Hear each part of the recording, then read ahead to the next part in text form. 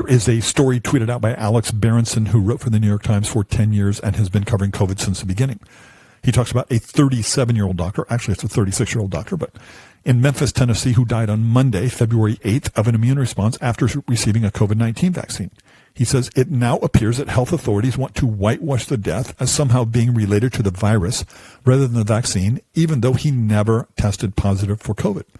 He says, considering the story is supposedly about his death, it has truly bizarre holes. It doesn't say when he was vaccinated. It doesn't say how closely his illness followed his vaccination. It doesn't say what his symptoms were, and it doesn't say specifically what killed him. He says those facts are missing because they almost certainly don't fit the desperate narrative public health authorities are trying to spin here. Here is the article that he refers to about this. The doctor's name was Dr. J. Barton Williams, and it shows here in the orange that he had received the COVID-19 vaccine. They say we think that his death was caused by a multi-system inflammatory syndrome. They say it often looks and acts like Kawasaki's disease. Well, guess what? A side effect of numerous vaccines is Kawasaki's disease. They say this syndrome happens in somebody who had COVID weeks or months earlier.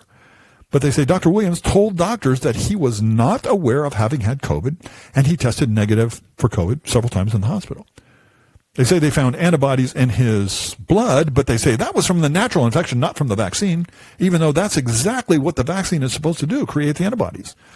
And then the most bizarre thing they say is, this is not a reason to not get the vaccine. This is a reason to get the vaccine. You've got to be kidding me. Hi, this is Larry Hobbs from PatNews.com.